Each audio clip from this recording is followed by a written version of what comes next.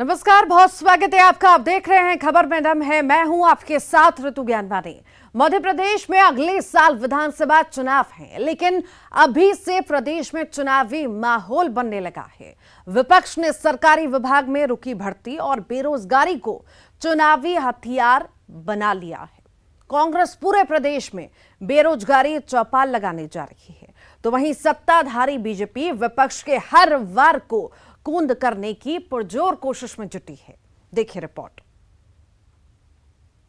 साल 2023 के विधानसभा चुनाव के पहले मध्य प्रदेश में बेरोजगारी के मुद्दे पर सियासत जमकर गरमाने वाली है, क्योंकि यूथ कांग्रेस एक बड़ा प्रदेश स्तरीय आंदोलन बेरोजगारी के मुद्दे पर खड़ा करने जा रहा है। यूथ कांग्रेस पूरे प्रदेश से बेरोजगारों का डाटा इकट्ठा करेगा, उन्हें एकत्रित करेगा और इसके बाद राजधानी भोपाल में जमकर आंदोलन किया जाएगा। दरअसल कांग्रेस का कहना है कि कई सारे ऐसे पद हैं जो अभी भी खाली हैं, जिन पर भर्तियां नहीं हो रही हैं और भर्ती परीक्षाओं में लगातार अनियमितताओं की बात जो है वो सामने आती है। अब देखना होगा कि चुनाव के इस समय में जो विपक्ष का आंदोलन मोड है उसे सरकार किस तरह टैकल करती है।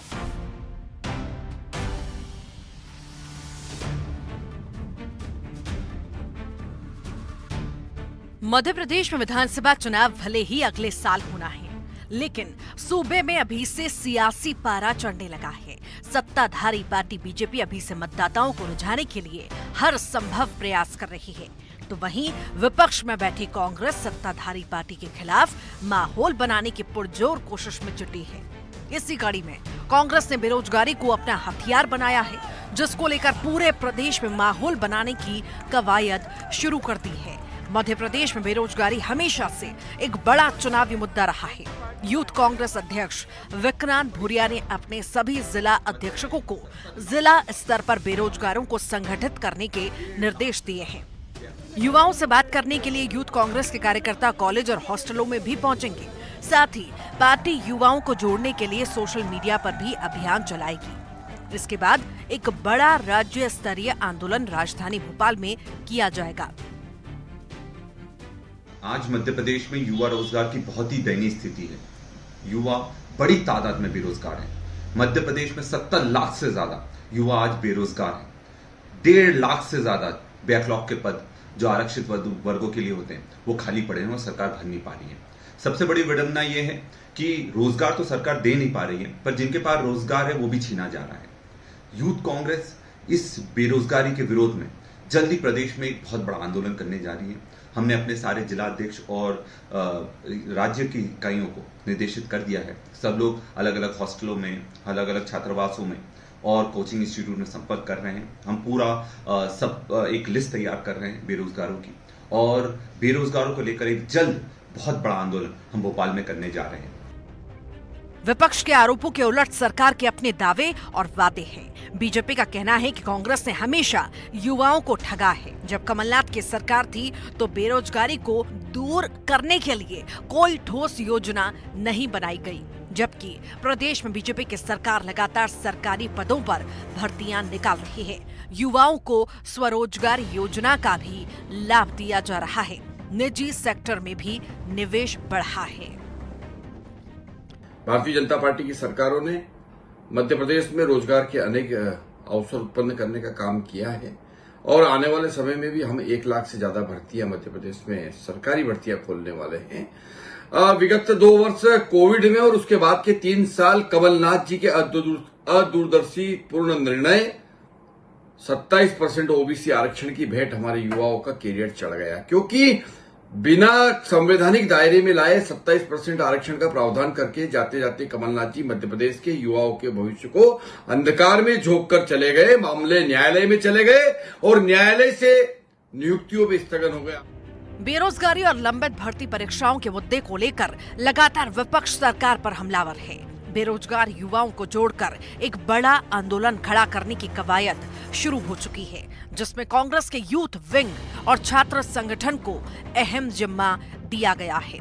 दूसरी तरफ कांग्रेस के इस आंदोलन को विफल करने के लिए बीजेपी की सरकार तमाम योजनाओं की घोषणा कर रही है। वासु चौरे, न्यूज़ 18 भोपाल। मध्य प्रदेश में विधानसभा चुनाव की तैयारियों के बीच रायसेन के रातापानी में बीजेपी ने एक बड़ी बैठक का आयोजन किया। जिसमें राष्ट्रीय संगठन महामंत्री बीएल संतोष, मध्य भारत के क्षेत्रीय प्रभारी अजय जामवाल शामिल हुए। साथ ही सीएम, प्रदेश अध्यक्ष, केंद्रीय मंत्रियों के अलावा प्रदेश के मंत्री भी शामिल हुए और बैठक में आने वाले विधानसभा चुनाव को लेकर रणनीति तैयार की गई। 2023 में मध्य प्रदेश में विधानसभा के चुनाव होने और एक साल पहले से ही बीजेपी ने जमावट शुरू कर दी। सत्ता और संगठन के बीच एक बड़ी बैठक का आयोजन रातापानी में किया गया, जिसमें मंत्रियों के परफॉर्मेंस, युवाओं को पार्टी से जोड़ने और सरकार की योजनाओं को जन जन तक पहुंचाने को लेकर किस तरीके से आने वाले साल में काम किया जाना है, इस सब को लेकर चिंतन और मंथन किया गया है।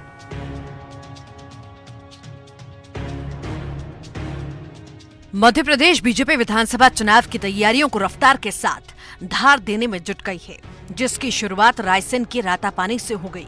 बैठक में सबसे महत्वपूर्ण विषय रहा क्षेत्रीय पार्टियों की बढ़ती पैठ। जिस तरीके से क्षेत्रीय संगठन जयस गोंडवाना गणतंत्र पार्टी और भीम आर्मी जैसी पार्टियों का वर्चस्व बढ़ रहा है, बताया जा रहा है कि क्षेत्रीय पार्टियों की चुनौतियों को कम करने के लिए पार्टी, सरकार, संगठन के अलावा संघ के नेताओं की तैनाती पर रणनीति बनी। बैठक में प्रदेश सरकार के मंत्रियों और विधायकों के रिपोर्ट कार्ड भी पेश किए गए। इसमें मंत्रियों की परफॉर्मेंस और उनके पब्लिक इमेज को लेकर चर्चा हुई। हालांकि पार्टी की तरफ से इस बैठक के बारे में कुछ नहीं कहा जा रहा। रातापानी में कभी कभी प्राकृतिक नेचर में भी बैठना चाहिए। कौन कौन आ रहा है बैठक?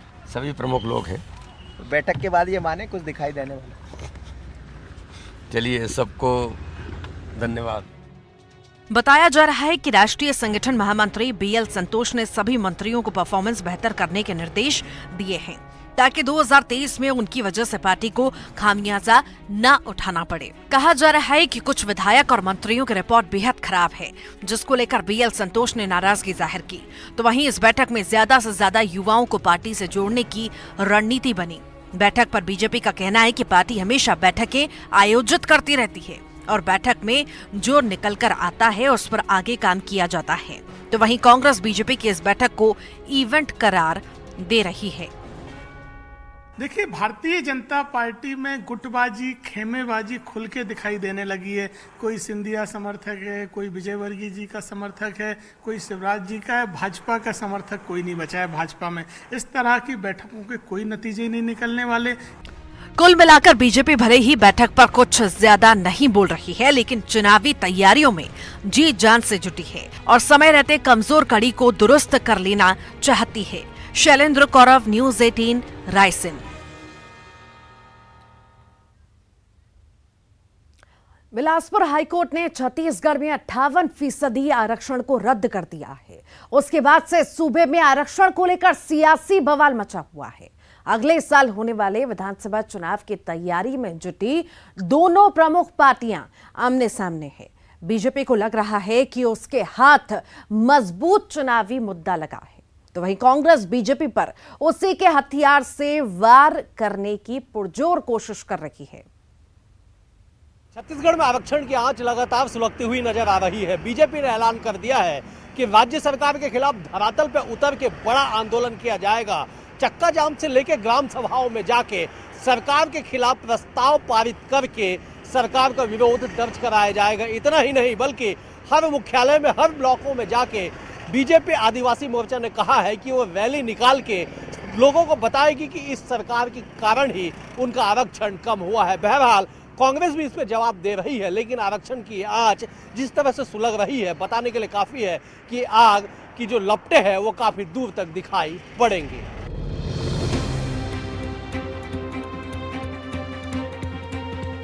छत्तीसगढ़ में विधानसभा चुनाव अगले साल होने वाले हैं, लेकिन सत्ताधारी कांग्रेस और विपक्ष में बैठी बीजेपी अभी से ऐसे मुद्दों की तलाश में जुटी है जिसके सहारे चुनावी वैतरणी पार की जा सके। इस बीच बीजेपी के हाथ एक मजबूत मुद्दा लगा है, वो है आरक्षण का मुद्दा। प्रदेश में लागू 58% आरक्षण हाईकोर्ट ने रद्द कर दिया। उसके बाद से विपक्ष सत्ता पक्ष पर हमलावर है। बीजेपी को लग रहा है कि सूबे की सत्ता में वापसी का ये मजबूत हथियार हो सकता है। यही वजह है कि पार्टी के तमाम आला नेता आरक्षण को लेकर हमलावर हैं। कांग्रेस की तरफ से जवाबी हमले का जिम्मा खुद सीएम भूपेश बघेल ने उठाया है। मुख्यमंत्री बीजेपी से आरक्षण पर स्टैंड साफ करने की मांग कर रहे हैं। भारतीय जनता पार्टी आरक्षण के मामले में अपनी स्थिति स्पष्ट करे। मैं कल भी बोला था जाते जाते और आज भी बोल रहा हूं वो आरक्षण के मामले में अपनी स्थिति स्पष्ट करे।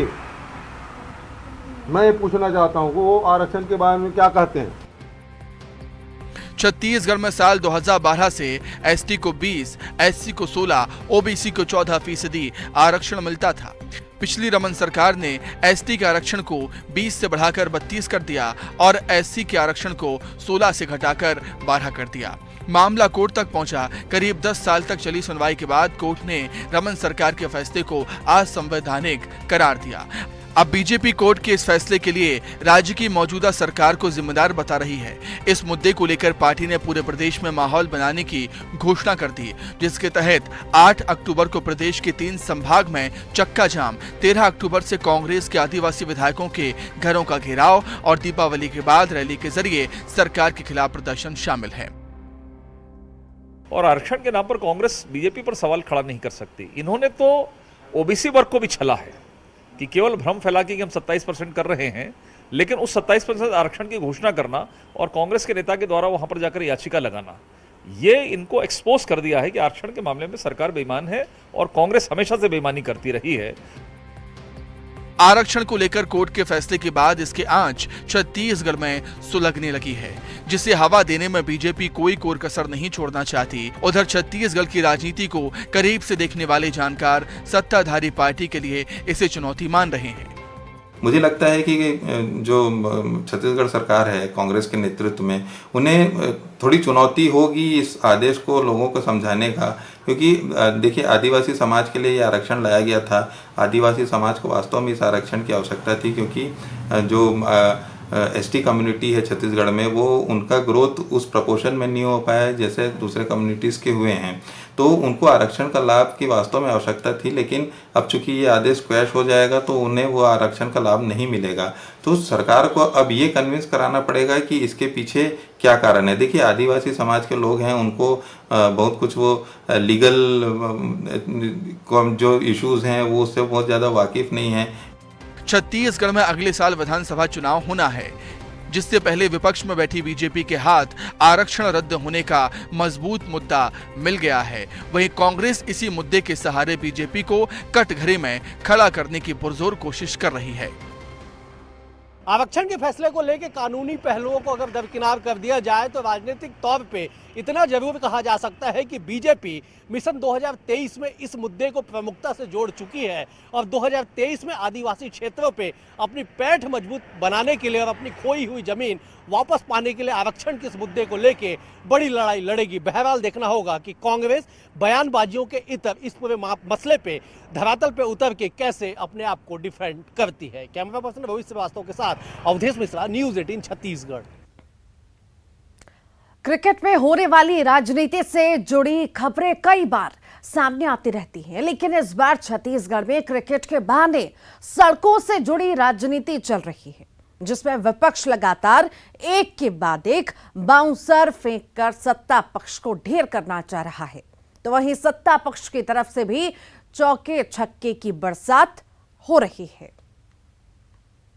में चल रहे रोड सेफ्टी वर्ल्ड सीरीज की चर्चा इस वक्त पूरे देश में है और जब बात रोड सेफ्टी की हो तब सड़कों की चर्चा लाजमी है। इस वक्त प्रदेश में खराब सड़कों को लेकर के जमकर सियासत चल रही है और road safety world cricket series के बहाने अब बीजेपी भी कोई मौका नहीं छोड़ना चाहती और खराब सड़कों को लेकर के लगातार आरोप और प्रत्यारोप का दौर जारी है।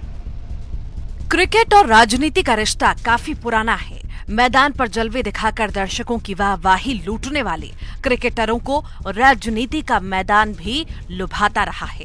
राजनीति के कई बड़े चेहरे भी क्रिकेट के सितारे के साथ दिखाई दे रहे हैं, लेकिन छत्तीसगढ़ में अभी क्रिकेट के बहाने सियासी निशाने साधे जा रहे हैं। मसला रायपुर में चल रहे रोड सेफ्टी वर्ल्ड सीरीज का है, जिसमें मैच के बहाने खराब सड़कों को लेकर विपक्ष सत्ता पक्ष को घेरने की कोशिश कर रहा है।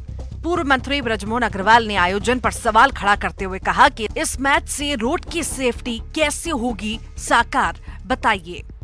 रायपुर में एक रोड सेफ्टी क्रिकेट चल रहा है। मैं तो सिर्फ ये जानकारी चाहता हूं कि इस रोड सेफ्टी क्रिकेट से रोड की सेफ्टी कैसे होगी और रोड सेफ्टी के लिए क्या फायदा होगा। पहले छत्तीसगढ़ की सड़कों को तो ठीक कर लें, उसके बाद में रोड सेफ्टी कराएं। अभी मैं कल ही जसपुर, पत्थलगांव, तपकरा यहां से लौटा हूं कि समाचार पत्रों में छपा है कि पिछले 8 महीनों में सड़कों के एक्सीडेंट में 384 लोगों की मौत हो गई। तो ये कौन सी रोड सेफ्टी है? इससे पहले राज्यसभा सांसद सरोज पांडे ने भी खराब सड़कों को लेकर सरकार पर निशाना साधते हुए एक वीडियो जारी किया था। दरअसल विपक्ष चुनावी साल से पहले सरकार को घेरने का एक भी मौका नहीं छोड़ना चाहता। पूर्व सीएम रमन सिंह का बयान इस बात का सबूत है कि सड़कों को लेकर राजनीति होती रहेगी, चाहे बहाना क्रिकेट का हो या फिर कुछ और। पूरे छत्तीसगढ़ की सड़कों की दुर्दशा यदि है और जिस प्रकार का नारा चल रहा है छत्तीसगढ़ में लबरा के डबरा, तो ये लबारी बोलने वाला मुख्यमंत्री भूपेश बघेल बेनकाब हुआ है। नए सड़क बनाने की बात छोड़ो, रिपेयर, एनुअल रिपेयर के लिए पैसा नहीं देकर 4 साल में जर्जर स्थिति में ले आया है। छत्तीसगढ़ की दुर्दशा के लिए कोई जवाबदार है तो मुख्यमंत्री भूपेश बघेल है। कांग्रेस बीजेपी के इस मुद्दे को बेफिजूल बता रही है। पार्टी का कहना है कि विपक्ष मुद्दा विहीन हो गया है। यही वजह है कि बीजेपी नेता सुर्खियों में रहने के लिए रोड सेफ्टी सीरीज को लेकर भी बयानबाजी कर रहे हैं।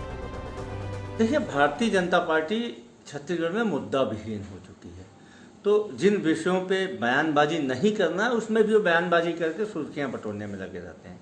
ये भारतीय जनता पार्टी के छोटे बड़े सभी नेताओं की फितरत बन चुकी है। रोड सेफ्टी मैच जो कराया जा रहा है, जिसमें हमारे लीजेंड प्लेयर आ रहे हैं, वो जागरूकता फैलाने के लिए आ रहे हैं, ताकि जो सड़क दुर्घटना में लोगों की देश भर में मौतें हो रही हैं उसमें कमी आ सके। इसके लिए आवश्यक है कि जागरूकता फैलाई जा सके, युवाओं को सड़क के नियमों का पालन करने के लिए प्रेरित किया जा सके। मुख्यमंत्री भूपेश बघेल खराब सड़कों को लेकर बीजेपी की पिछली सरकार को कटघरे में खड़ा कर रहे हैं। सीएम का कहना है कि 15 सालों में उन्होंने खराब सड़कें दी हैं। बीजेपी के ही शासनकाल में सरगुजा और रायगढ़ क्षेत्र को खराब सड़कें मिली थी। मुख्यमंत्री ने कहा कि बस्तर में सड़कों की हालत सुधरी है और लगातार उस दिशा में काम हो रहा है। मतलब 15 साल मौका मिला, सब खराब करके दी हमको। बिल्कुल सही बात है। उसके शासनकाल में सरगुजा और रायगढ़ का, जसपुर का इलाका पूरी तरह से खराब मिला था। बस्तर में हम लोग सड़कों की हालत सुधारी है, मैदानी हिस्से में रास्ता हम लोग सुधार रहे हैं और लगातार उस दिशा में काम हो रहा है और सड़कों की हालत हमारी बहुत अच्छी होगी। छत्तीसगढ़ में रोड सेफ्टी क्रिकेट जागरूकता फैलाने के लिए खेला जा रहा है, ताकि सड़कों पर वाहन चलाते वक्त बरती जाने वाली सावधानी और सतर्कता को लेकर जागरूकता फैले। ये बात अलग है कि जिस सड़क पर जनता को चलना है, उन खराब सड़कों की जिम्मेदारी कोई लेना नहीं चाहता। खेल चाहे क्रिकेट का हो या फिर सियासत का, खेल भावना के साथ खेला जाए तब इसका मजा दुगना होता है। छत्तीसगढ़ में अच्छी सड़कों का श्रेय हर कोई लेना चाहता है, लेकिन खराब सड़क शायद किसी ने बनाई ही नहीं, लेकिन बन गई और जनता उस पर चल रही है। फिलहाल जनता इस पूरे मुद्दे पर खामोश है और खामोशी चाहे स्टेडियम के भीतर हो या बाहर, इसे बेहद ही खतरनाक माना जाता है। जिस तरह से खेल में खिलाड़ी चुने जाते हैं, ठीक उसी तरह से जनता को भी हर 5 साल में मौका मिलता है अपनी सरकार चुनने का, और ये मौका आने वाला है 2023 में। अब ये जनता बताएगी कि आखिर किसके दावों में कितना दम है और वाकई इस खेल का शहंशाह कौन होता है और किसके सिर पर ताज चलता है, ये सब जनता तय करेगी। कैमरा पर्सन राजेंद्र सिंह चौधरी के साथ देवव्रत भगत, न्यूज़ 18 रायपुर। लगातार सुर्खियों में बना हुआ है बिशप पीसी सिंह। अब बिशप पर ईडी ने एक और मुकदमा दर्ज किया है। बिशप के पास से बरामद विदेशी मुद्रा ने उसे और फंसा दिया है। देखिए कैसे कसता गया बिशप पर शिकंजा।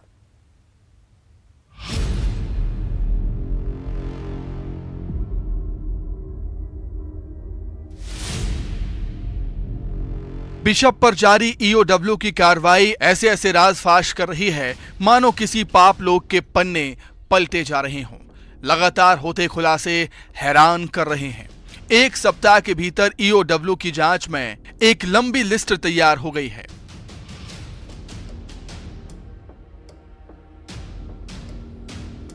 धर्म और मिशनरी की आड़ में जबलपुर डायोसिस के बिशप पीसी सिंह की करतूत का नया खुलासा जान लीजिए। प्रेमचंद ने खुद ही निर्देश देकर खुद को 15 लाख रुपयों का लोन दिलवा दिया था। विचित्र किंतु सत्य।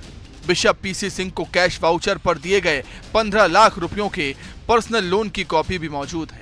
बिशप पीसी सिंह को ये लोन जबलपुर में स्थित चर्च के एक school Christ church senior secondary school के फीस खाते से दिया गया। मजे की बात यह है कि कैश वाउचर में दिए गए लोन में इस बात का साफ जिक्र भी है कि 15 लाख रुपयों का यह personal loan bishop PC Singh को खुद बिशप पीसी सिंह के निर्देशों पर ही दिया जा रहा है। सूत्रों के मुताबिक बिशप पीसी सिंह को स्कूल फीस से दिए गए 15 लाख के लोन की वापस अदायगी का कोई पुख्ता रिकॉर्ड मौजूद नहीं है। सेंट्रल जेल में बंद इस मसीहाई का ये ठेकेदार भूमाफिया भी है। सरकार ने चर्च को जो जमीनें धार्मिक और रहवासी मकसद से लीज पर दी थी, उन्हें बिशप पीसी सिंह लगातार ठिकाने लगा रहा था।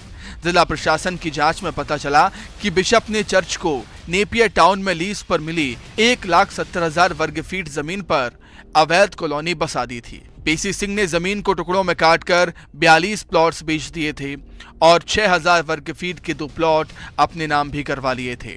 इतना ही नहीं, पीसी सिंह ने सरकार से लीज पर मिली जमीनों को Indian overseas bank, marriage hall सहित कई संस्थाओं को दफ्तरों के लिए किराए पर दिया था, जहां लीज शर्तों के खिलाफ कमर्शियल एक्टिविटीज संचालित थी।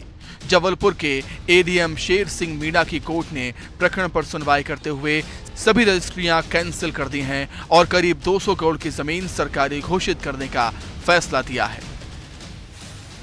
नहीं, इसमें आई थिंक सेकंड कार्रवाई है। अभी तक कमर्शियल उपयोग में आया है, उसके लिए गवर्नमेंट को पे करना था रिकवरी अमाउंट उसके लिए हम लोग नोटिस इशू करने के लिए कार्रवाई चल रही है। उसका डिमांड हम लोग प्रिपेयर कर रहे हैं, वो नोटिस इशू करेंगे। अभी उनके द्वारा स्वयं प्लाट बना रहे हैं, मतलब तहसीलदार उसका जांच में है, उसका इमीडिएटली रोक लगाया जाएगा। ईओडब्ल्यू की ओर से और भी हमको जानकारी मिली है कि पीडब्ल्यूडी का लैंड है, वो अभी भी उसका भी 1999 में पूरा लीज समाप्त हो चुका है। वो दूसरा एडीएम कोर्ट ने उसका भी केस दर्ज कर लिया गया है। उसको पूरा जांच करके नोटिस इश्यू करके जैसे इस लैंड पे कार्रवाई किए गए हैं, सेम कार्रवाई उसी लैंड के ऊपर भी हो सकता है। ठहरिए, अभी और हैरान होने की बारी है। पीसी की पत्नी नोरा सिंह एक बार में चर्च की 8 संस्थाओं से सैलरी लेती थी। बिशप पीसी ने अपनी पत्नी नोरा सिंह को 8 संस्थाओं का मैनेजर बना दिया था। आपके हमारे लिए एक नौकरी से वक्त निकालना जंजाल जैसा, लेकिन महामानव पीसी की पत्नी 8 जगहों पर एक साथ नौकरी कर रही थी और हर जगह से मोटी तनख्वाह उठाती थी। एकदम शुरुआती कार्रवाई के दौरान ही पता चला था कि 99 एफआईआर का रिकॉर्ड तो पीसी पहले ही बना चुका था। इसी रफ्तार से पर्दाफाश होता रहा तो आंकड़े कहीं सैकड़ों में न गिनना पड़े। प्रतीक मोहन अवस्थी, न्यूज़ 18 जबलपुर।